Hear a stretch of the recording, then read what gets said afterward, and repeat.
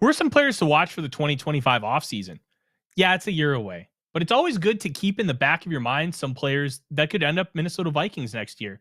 From the NFL draft to free agency, the Vikings 2024 offseason really showed what they think of what's coming up. And we're going to talk about that and a little bit more here on the Real Forno Show.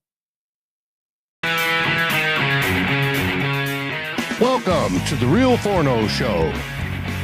Hosted by Tyler Forness, publisher at The Sporting News, contributor on SKOL North's Purple Daily, publisher of Substack Run In Shooter, the host of The Good, The Bad, and The Hungry on the Voices of Wrestling Podcast Network, and a founding member of Vikings First and SKOL.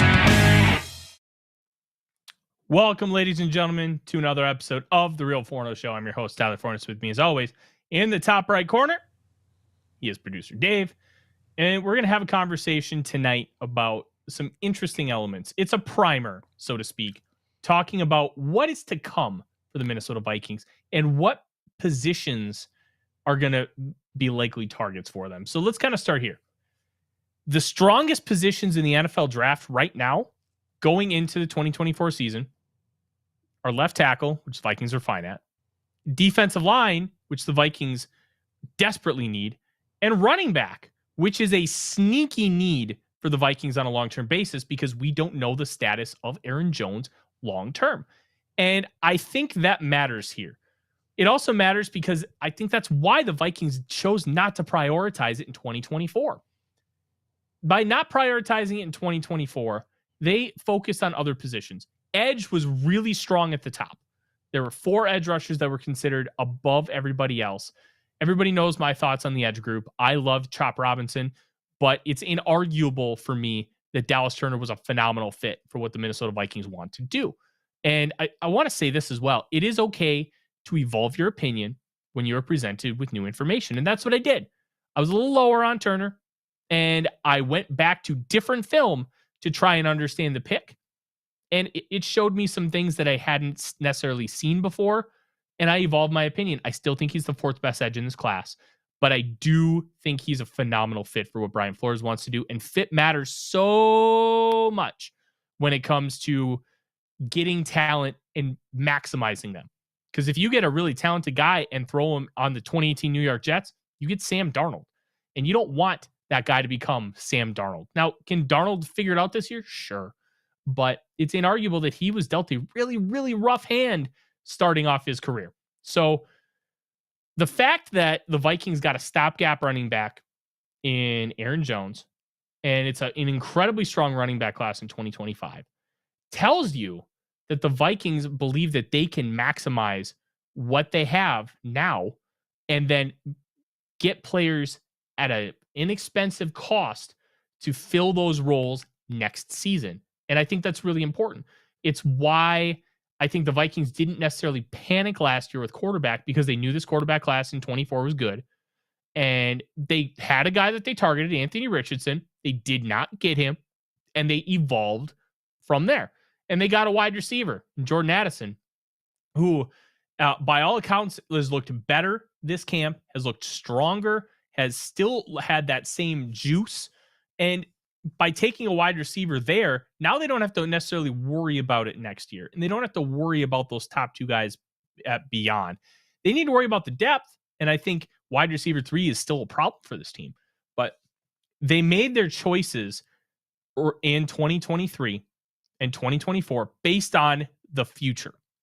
So they knew that it was a strong edge group. So they took the guy that was a top 10 consensus player in Dallas Turner. They got their quarterback of the future, J.J. McCarthy. And now it's like, okay, well, why didn't they address defensive line? Well, they solidified edge, which is a premium position. They have talent at corner, and theoretically that's going to work itself out. They got stronger at linebacker with a little bit of depth now, and they're very strong at safety. The Vikings have positioned themselves to focus on basically 2 positions next year.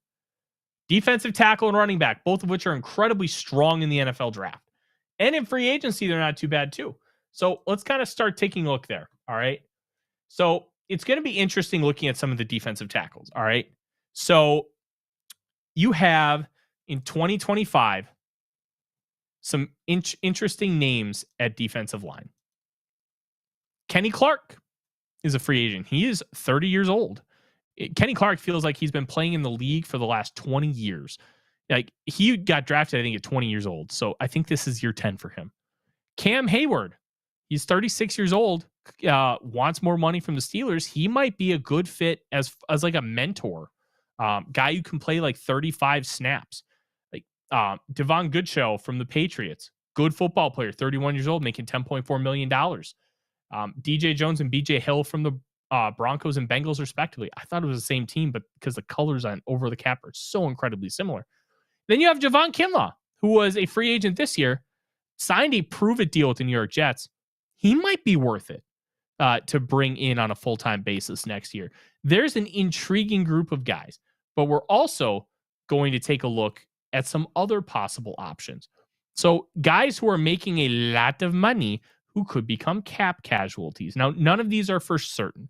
Guys like Chris Jones, Christian Wilkins, Justin Madubuike, Derek Brown, Quinnen Williams, they're all entrenched in their extensions. Jeffrey Simmons probably won't. DeForest Buckner just signed a 2-year deal. Maybe a guy like Daron Payne could be available. He's making $22.5 million. Is he going to necessarily fit with everything Dan Quinn wants to do? I think that's going to be an intriguing one to keep an eye on. Javon Hargrave, I think he's about to turn 34 years old, but he's on a very weird structured deal with the San Francisco 49ers. He's a really good penetrating 3 technique, but he's set to be a free agent after the 2026 season. But they can, actually, no, they can't. They structured this so he's going to be there for a while, but they would only save $3 million on the cap if they cut him after 2024. So he'd probably be a guy in the 2026 free agency class. But I thought they structured this differently, where they had such a small base salary early on and then spiked it for the last 2 years. I think you're going to see a lot more teams doing that strategy because the cap is skyrocketing so much. But the whole reason we're kind of talking about this is it tells you what Kwesi Adofo-Mensah is doing. He is really planning things out. And by planning things out, Dave, he's making it so you are prioritizing. We're just going to fix this position. They fixed, theoretically, edge rusher. They fixed quarterback. They fixed, in a stopgap way, running back. They have great depth at safety. And by just not necessarily spraying to all fields, but just focusing in on a couple select areas, you fix those. Now you have less issues on your team. The issues that you have are just a little bit more pressing. And I kind of like that strategy. It's going to be interesting to see how it works out. And the one really intriguing element about this, Dave, is the Vikings had a really bad defensive line last year. Very bad. They were the 13th defense in the National Football League, the 17th scoring defense in the National Football League. Pretty good for having an atrocious defensive line, right? They did a lot of 3 safety looks. They did a lot of 7 defensive backs, 3 edge rushers, and a linebacker. A lot of very unique personnel. But what does that tell you? They can work without a great defensive line. Now, Dave, you and I both agree. It tells us Brian Flores is a genius. Absolutely. You and I agree that good defensive line play is pivotal for long-term success. If you look at some of the past winners of the Super Bowl, now you have absolute alien freaks like Chris Jones and Aaron Donald. They matter so much to those units. But take a look at the 2017 Philadelphia Eagles. I know we're still scarred from that 38-7 loss, but take a look at that defensive line. They went 8 deep and they rotated them hard and fast and kept everybody fresh. And by doing so, they won a title. They beat the New England Patriots in the Super Bowl. That's an impressive feat for anybody. Only Eli Manning, other than the Philadelphia Eagles, can lay claim to that. And those games are just so weird for so many reasons. But Eli Manning got hot at the right time, and that's why you can give credence to the Wolves' idea of we want to be competitive every year. Because you could have an Eli Manning type run in the Super Bowl. They almost had that with Case Keenum. There's merit to being competitive every year. Now, the idea of taking a small step back to really make the push forward, the Vikings are trying that now, but they're also not saying, hey, we're trying to win. They do believe Sam Darnold can give them an opportunity to win football games. They do believe that they can be competitive in the NFC North. Now, will they be? That's going to be an entirely different question, Dave. I'm fascinated to find out the answer. I think it's going to be a very interesting one. And I know we're kind of jumping around everywhere here, but it all overarches to the point that Kwesi Adofo-Mensah ignored, so to speak, the defensive line because he fixed other areas. Now, they did go after Christian Wilkins. They did try. But once they weren't going to get the guys that they really targeted, they're like, okay, we need to recalibrate, reset, and focus on other areas. They brought in Jerry Tillery. They brought in a couple of young guys like Jalen Redmond. They just signed from the UFL. I think Redmond has a chance to be good, but he's had a lot of injury issues, including some blood clots, which who knows if those are fixed per se or what the situation is with that. I'm under the impression that he's going to be fine moving forward. If he wasn't, he wouldn't be playing football, and the Vikings would not have signed him. But it's an interesting idea that Kwesi has just quote unquote ignored defensive line because it's strong this year by fixing other positions. Dave, what's your take on that general strategy? Do you like just focusing on fixing a couple of things and letting others go out to pasture? Yeah, because I think if he would have tried to focus on everything, you would have gotten lesser quality and still not filled all the holes. So right now he got high quality in the spots he went for. Edge is an example. Aaron Jones at running back. Next year we'll have we've only very little space to fill. Now, I'd throw interior O-line in the mix next year, but that could be free agency or draft and develop. Hopefully we have some young guys that we can develop now, like Jurgens, to eventually step in. But defensive line, I could see him targeting that because it's draft rich on that spot. Running back is a draft spot. And then any other holes you have, you target them with top of the line free agents. I think it's a good idea. It's a plan. The plan is to open the window fully in 2025. And I think the steps they took to get it to that point are working. They are the correct steps. Yeah, I'm really intrigued to see how this strategy works. I think it's a good one because now you don't have question marks at edge rusher. The only question marks you do have are which guys are going to step up. You don't have question marks like, oh, are we going to have to rely on this 4th round pick? The only way that 4th round pick Kyrie Jackson is going to play is if he earns it over the other guys. It's not going to be that they have to play him. It's going to be that they want to because of how he's playing. And I think hopefully they don't have to because of a slew of injuries. But yes, but you want them to earn the though. spot. Mm-hmm. To me, a slew of injuries and you have to play a 4th round rookie is fine. But you have to play him on day one because you have nobody else. To me, that's the problem. That would be an issue. And I do think the Vikings have set themselves up really nicely here. It's going to be a fascinating one to navigate here moving forward, and how the defensive tackle market could be maximized. Now, there are guys, like I mentioned, who could potentially get cut. And then if they get cut or they become free agents, the Vikings might be able to throw the bag at them. Javon Kinlaw is the one I'm going to be watching a lot this year. And because he has all the ability in the world. He just, for multiple reasons, couldn't put it together in San Francisco. Injuries really hurt him. I think he had a couple knee things, and it's just brutal. But I still remember it was, I think, Ed Ingram's second preseason game as a rookie. Kinlaw torched him. absolutely torched him.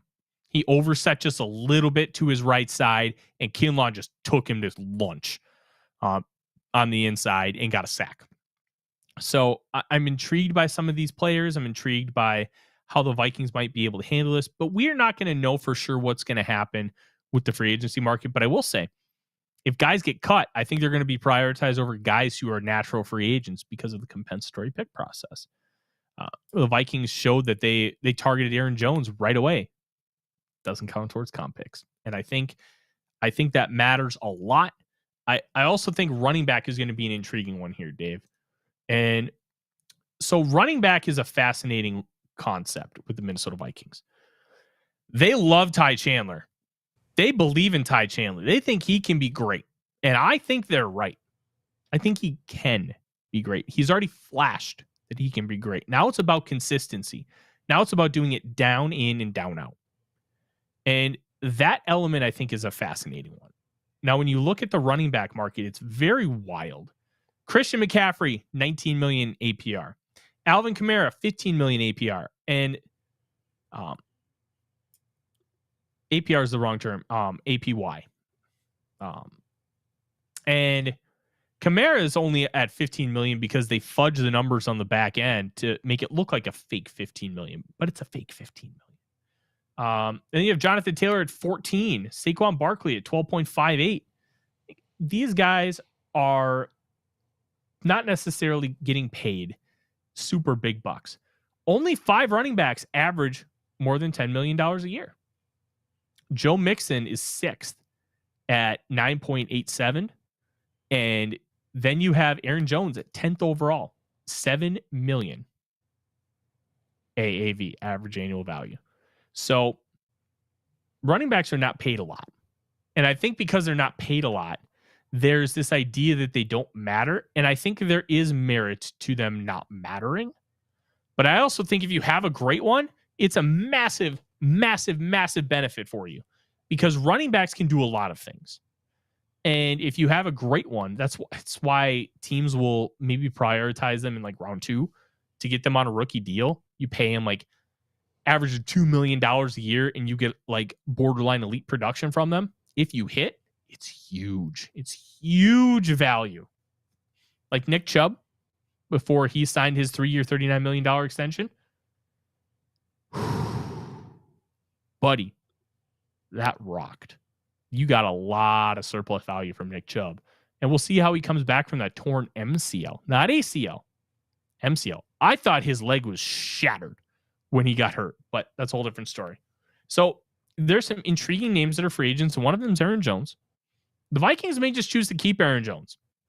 He's going to be going into his age 31 season next year. And if he plays well, keep him. Keep him. And you just keep giving him 1-year deals. And by giving him 1-year deals, you keep the leverage and you can cut ties with him at any time. Or you give him, like, if you guys follow the Minnesota Wild, Alex Goligoski got a 1-year, $5 million contract from the Wild. And then they went into cap hell because of the Parisian Suter deals. Then he signs like a 2-year, $4 million contract. So he only gets $2 million on average per year. Well, they gave him the sweetheart deal at first, and then he took less later because the Wild were in like a cap strap mode. And I think that matters when you're having some of these conversations. But there are a couple intriguing free agents, and we talked about Aaron Jones. Najee Harris, he could have a resurgence under Arthur Smith. And Nick Chubb is a free agent, but he's probably not going to leave Cleveland. They probably won't let him. Javonte Williams, the Broncos, is going to be a free agent. Otherwise, there's not a ton of guys who look to be free agents in the running back market, but that's okay. That's okay. I know we're jumping a little bit everywhere, but the whole goal of this is just to provide names to think about. We're not going to go super, super in depth with any of these guys. It's about, okay, we mentioned, hey, Najee Harris is a free agent. Now just keep it in the back of your mind. Watch him throughout the year. Maybe the Vikings want to pursue Najee Harris in the offseason. And then we can determine at that point if it's good or bad. But it's good to keep things in the back of your mind. And that's the whole point of this episode. There's not a lot to talk about in Vikings land. We could talk about JJ McCarthy's bad first pitch. There's only so much we can talk about it. It sucked. Then it was obvious the guy never played baseball. It is different pitching a baseball than it is throwing a football.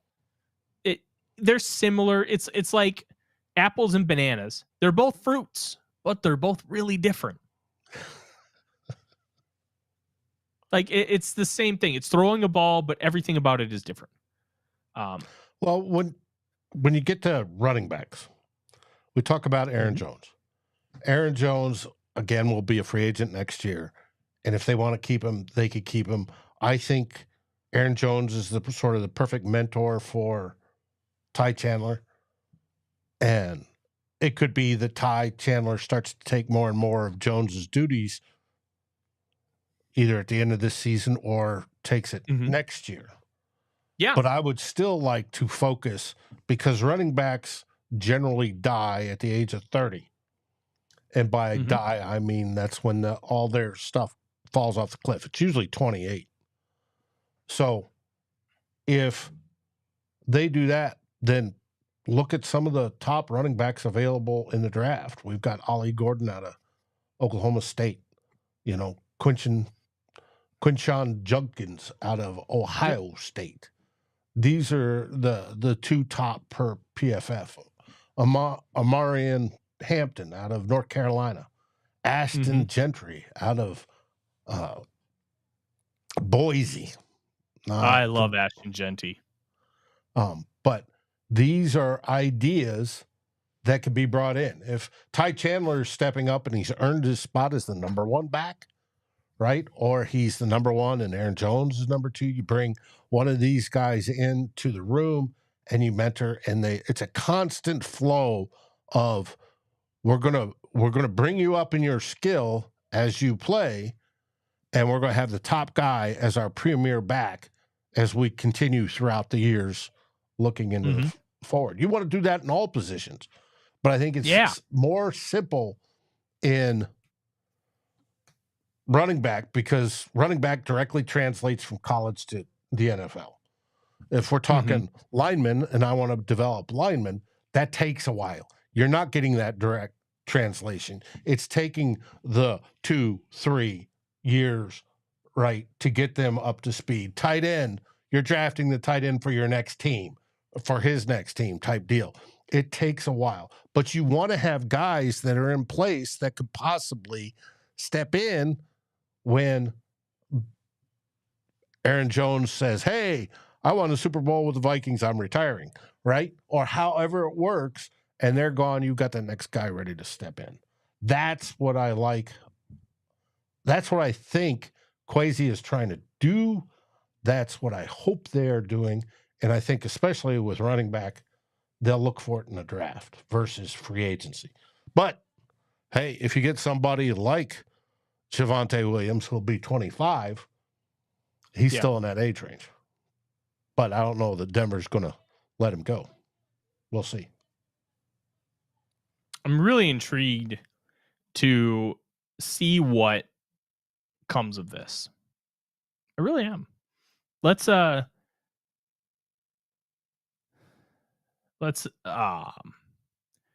it's been a long day. Fun fact, my hours of Power Wash Simulator came into play when I power washed my deck today. And let me tell you, when everything dried, it still looks dirty. I got so much off, and I saw because you can kind of see once it gets wet, when you spray off the dirt, it kind of starts to change color and it gets lighter. Well, half of my wood is light and half of my wood looks like wood. It's in a weird spot. I'll have to share a picture on social media so you guys can kind of see it, but I think I'm gonna have to take a deck brush to it, which is fine. Norsevius asks, who's your top Outland Trophy guys coming out? All right, so Norsevius, this is an interesting one. It's really hard to truly predict that, but I'm going to give you a couple names that I think are interesting. Will Campbell and Emory Jones, the left tackle and right tackle from LSU. Kelvin Banks Jr., the left tackle from Texas. and Josh Connerly Jr., the left tackle from Oregon.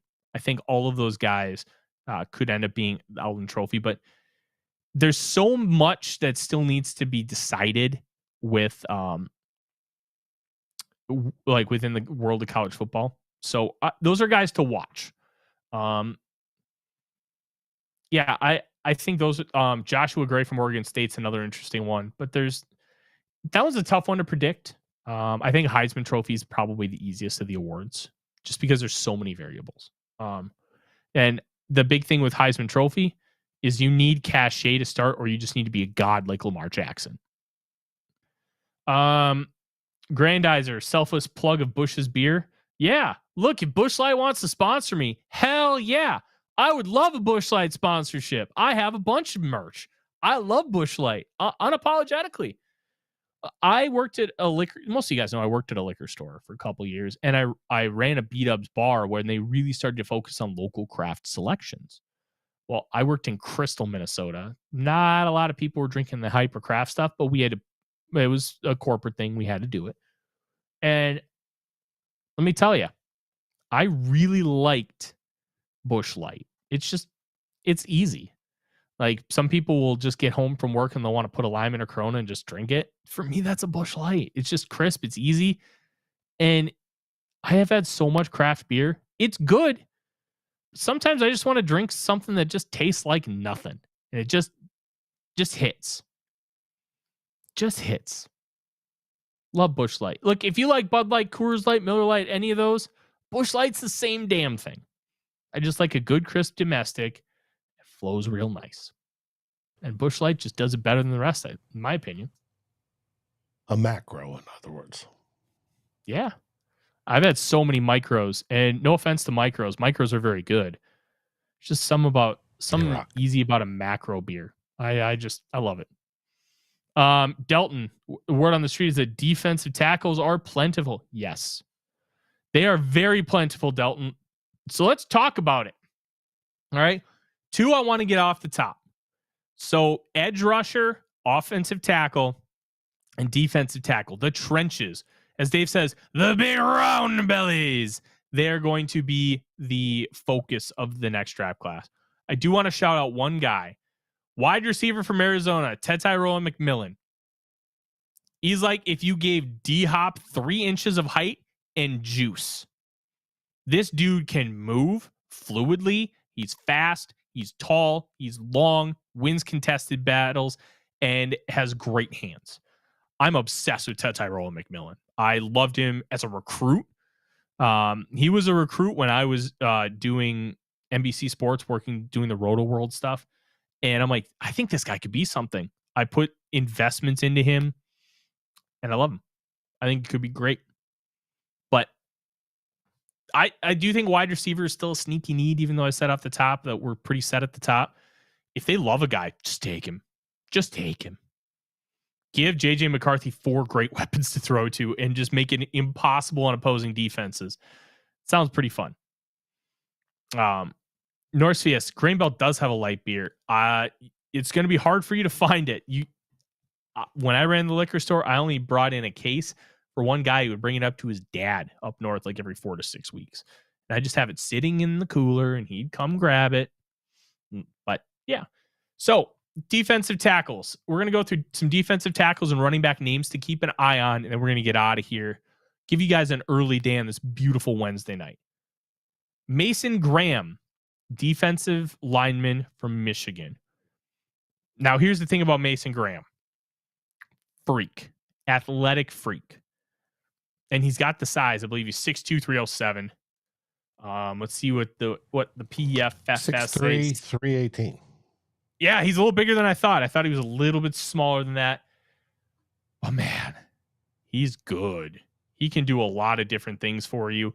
Alignment, he's usually lined up in the B gap. So you're talking about a guy who's probably a 3 technique. But he can line up over the tackle as a 5 technique. He did so 53 times last year. Look, hey, Daniel, nothing wrong with Zima.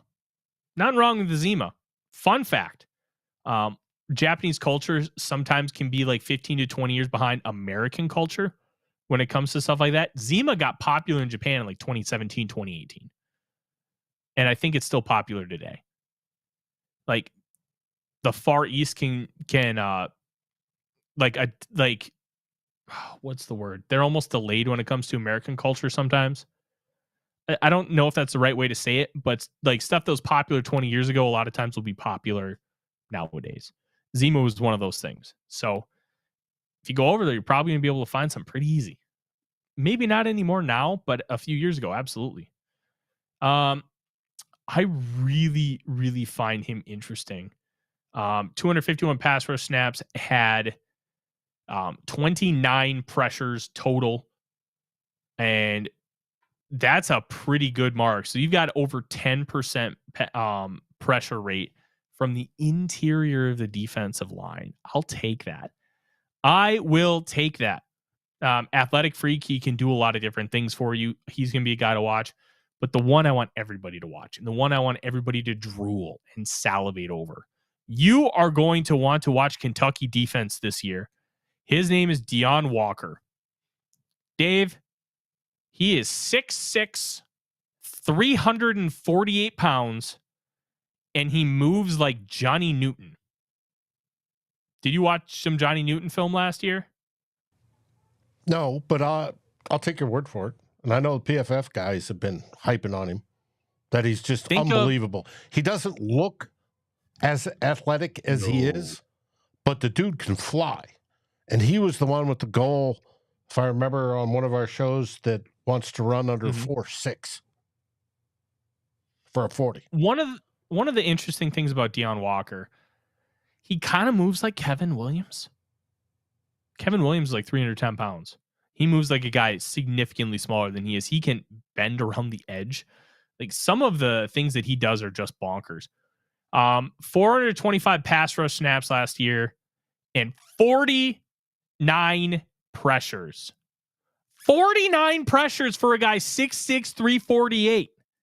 He lined up in the A gap, so nose tackle 75 times, B gap 352, over the tackle, so like a 5 technique 230, outside of the tackle, so like an edge 55, with 16 snaps off the ball.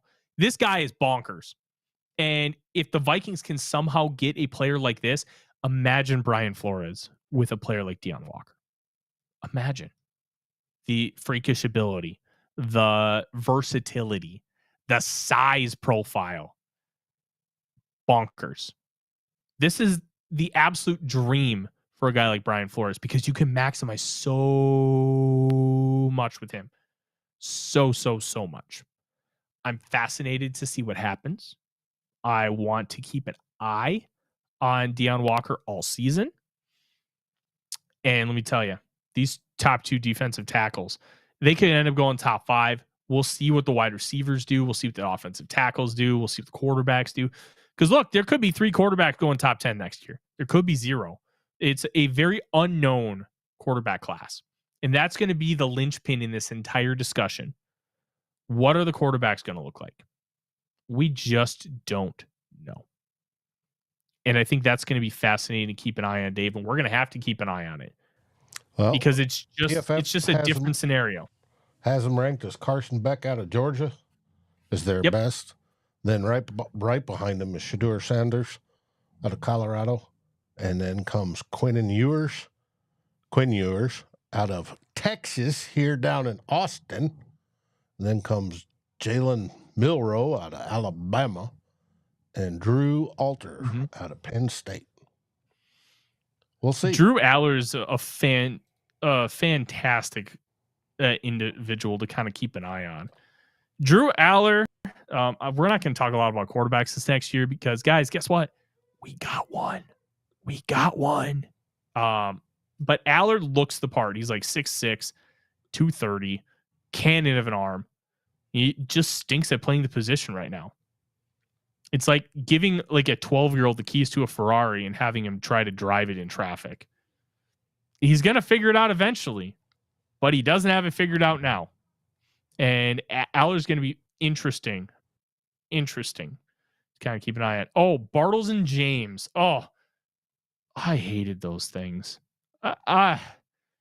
My ex-girlfriend used to love the Bartles and James, and I think it was the Jamaican Me Crazy was the one that she dug. I never understood them, but I mean, I'm not their direct market. Let's be real. I got Busch Light. I'm a happy guy. Well, we used to, at the time, live in a place in North Dakota, for that matter, but you could get Cook's ham. The brand was Cook's. And I can't find it here in Texas. I'd love to find it here in Texas. Couldn't find it in Virginia. Wasn't there. Wasn't in Colorado. But you get a Cook's ham throughout the Midwest.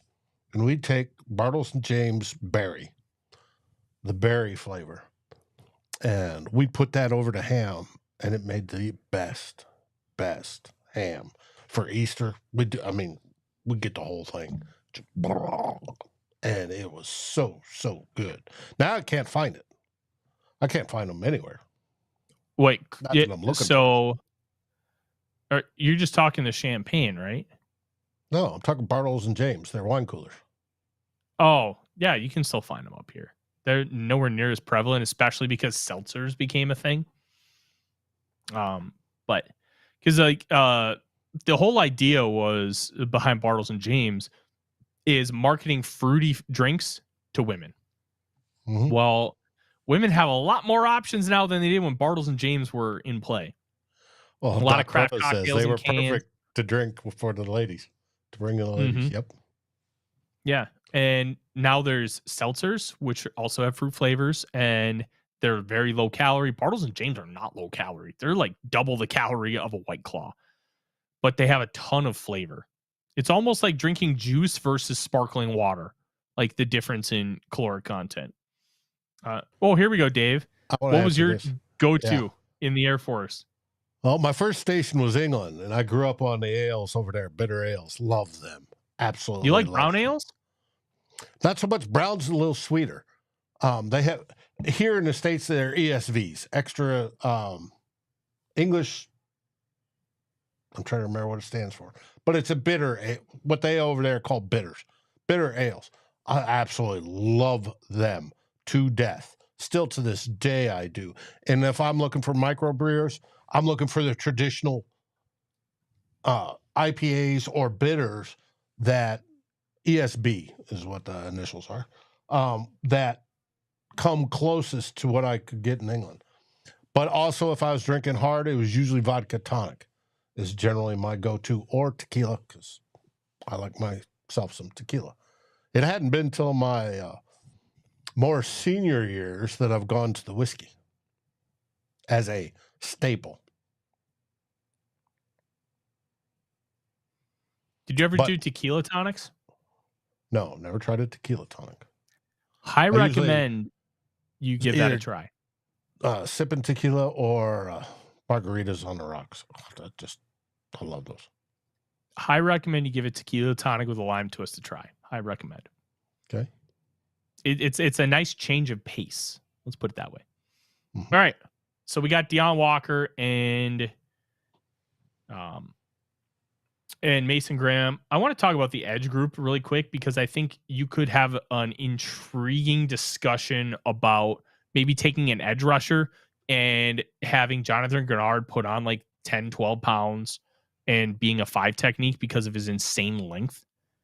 And with how much that Brian Flores likes to use multiple styles of alignments and fronts, I think you could have a discussion to make that a thing.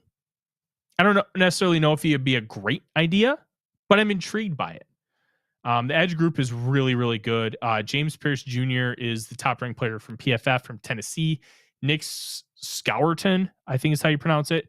He's a Purdue transfer at Texas A&M. He's really starting to figure out how to use technique because he's really been more of an off-ball blitzer, but he's 12th.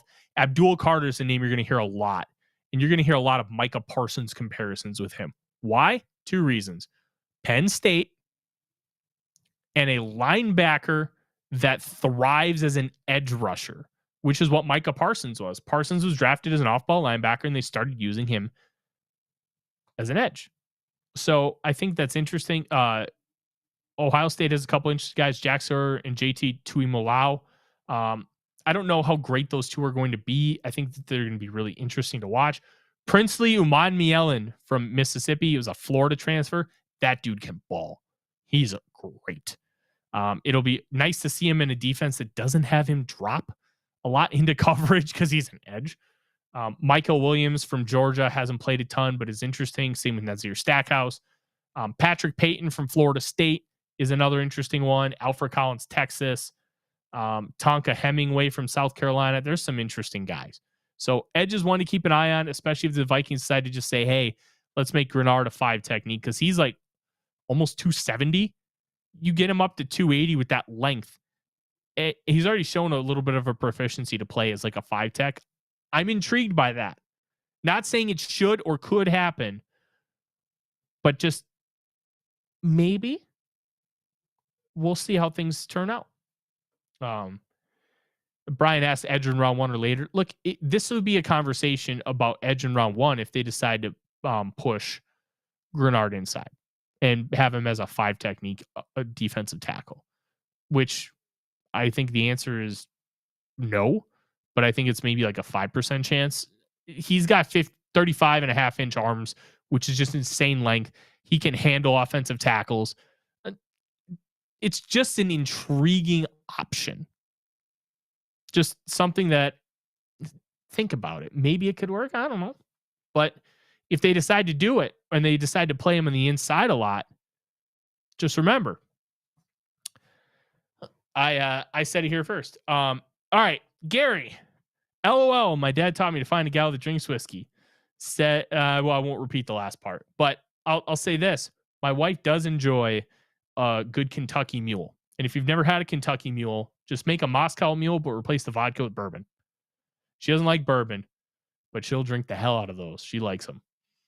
All right, we're going to finish off with the running back class. And these are going to be the easiest guys to watch on Saturdays, which I think is important. The top guys, Ollie Gordon from Oklahoma State, he's a big guy, and he's got pretty good movement skills. I would expect him probably to run about 4.5 flat. He's got really good size for the position.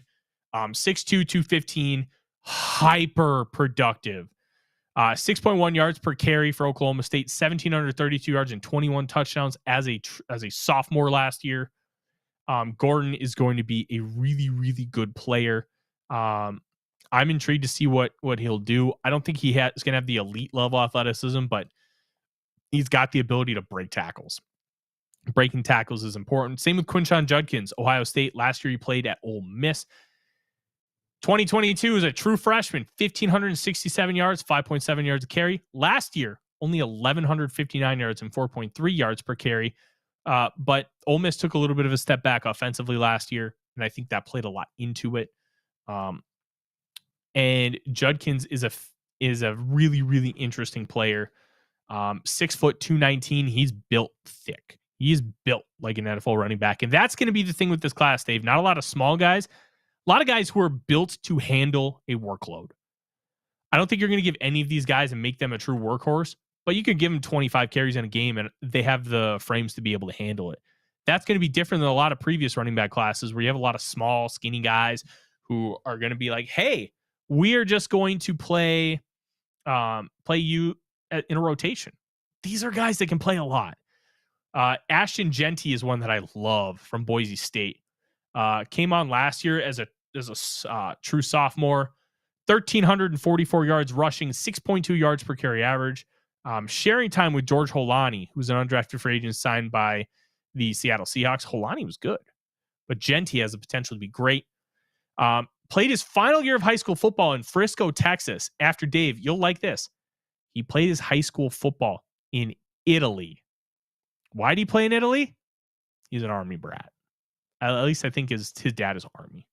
So he's like, yeah, coaches didn't know how to take my film. Mm-hmm. He's like, coaches didn't know how to take my film because, well, I was playing high school ball in Italy. And he played 1 year in Frisco, became a 3-star recruit, went to Boise, and 5'9", 215. Like he's built well for being 5'9". He's not a small guy. And I really think he's got the potential to be great. This running back class is just stacked, though. Some more guys. Omari and Hampton, North Carolina. That North Carolina offense kind of didn't have dudes on it. Martin Hampton was a dude. He had 1,500 yards rushing at 5.9 yards per carry and 15 touchdowns last year. As a true freshman, he got some touches, but only 403 yards on 89 carries. Look, there's some interesting guys. Travion Henderson was thought to be the number one running back in this class. But problem is he keeps getting hurt. He's going to be a fourth-year senior. Had 925 yards rushing on 5.9 yards per attempt.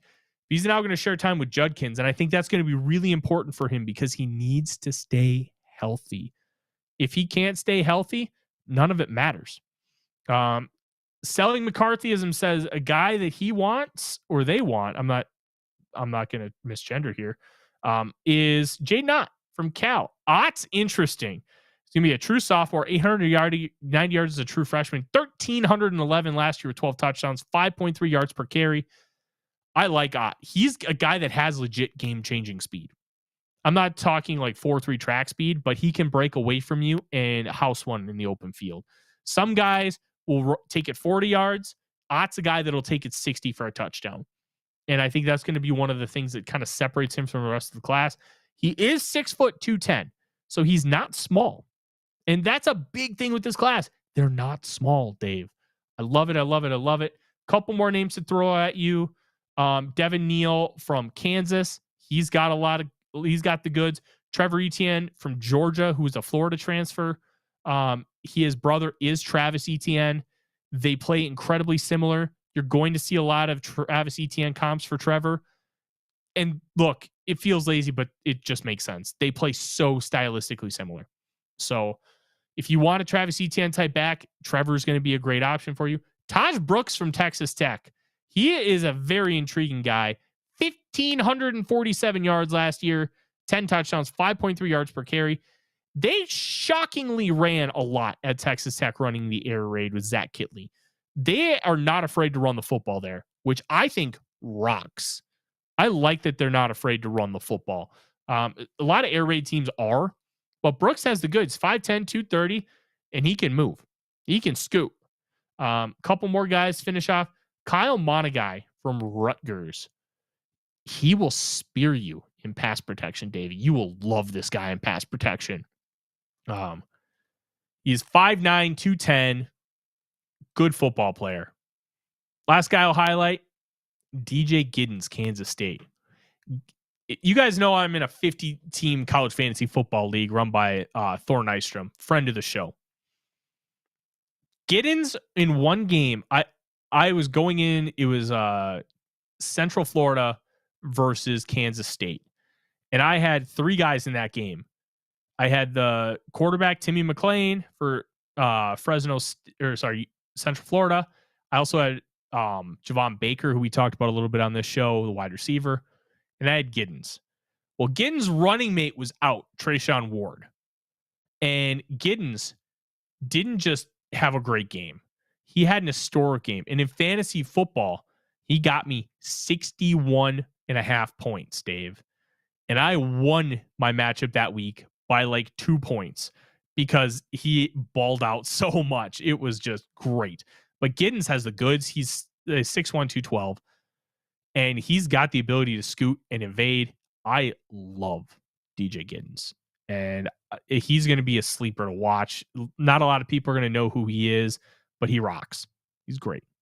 That is going to be it here today. I just wanted to give you guys some names just to kind of keep in the back of your mind. So when you're watching football on Saturdays and Sundays this fall, be like, oh, yeah, that's right. Tyler mentioned him. And not because I'm smarter, better than anybody, but these are just guys to keep an eye on that might become future Vikings. We don't know. But it's good to have a background on positions of need.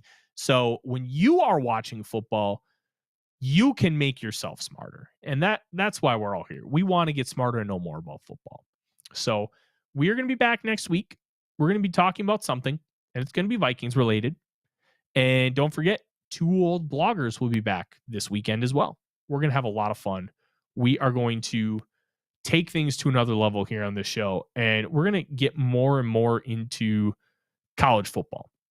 And we're going to get more and more into some of the ins and outs of the draft. I'm going to start really watching a lot of these players when it comes to like the running backs and the defensive tackles and talking about them, writing about them. So then we can get a better sense of where they're at right now so we can project moving forward. Summer scouting is about learning, and then scouting after the season is about projecting. I want to know who you are right now. And then when I reevaluate, guess what? I'm going to have a better sense. And how much did you grow? Did you grow at all? Did you regress? And I think those are really good answers to have. So we'll be back. Keep an eye out on your feeds for 2-0 bloggers. They shocked us last weekend and they went at 1:00. That's why you want to have those notifications on when stuff happens and we have to move schedules around. Sometimes we're not going to have enough time to tell you, but you get the notification that we're going live in 30 minutes, and then you're going to get the notification that we're going live. And if you can join, hell yeah. If you can't, well, guess what? Now you got something in the archives to keep an eye on. Like, subscribe, ring the bell, give us a 5-star review. And you know what? I remember we talked about it on the last podcast, Dave. 5-star reviews. Let's see if we got any. Well, I want to thank everybody that's been in the chat tonight. You guys have absolutely rocked. And all you vets out there that are in the chat, you're making me smile and laugh, reliving some of those fun days, especially in the 80s. Yeah, listen, I know sometimes I never ignore the chat, but you guys know me. I'll just get on a tangent. I'll go. And we're grateful that you guys come in every single week. Have not seen Mary. I hope she's doing okay. I've seen a lot of familiar faces in the chat today, but Mary, if you're listening, hope you're doing well. Look, this is going to be a lot of fun. We're going to have a lot more. Working on getting me a credential. I'm trying through a couple different avenues to get that happen. And with a credential means more access. It means more great stuff for you. And that's the goal here. Like, comment, subscribe, ring the bell, become a member if you decide, hey, these guys are good. I want to give them some of my money. And we're going to deliver on some of those memberships here this summer. I've got a couple of interesting shows planned for that. In the meantime, Odie just farted, and I don't want to be in this room anymore. Thank you guys very much for joining. SKOL Vikings. SKOL Vikings. Like, subscribe, and ring the bell to get notifications. It helps us grow this community that we all love, our Minnesota Vikings. And on behalf of Tyler Forness and myself, Dave Stefano, thank you so dearly for watching the Real Forno Show. SKOL, everyone!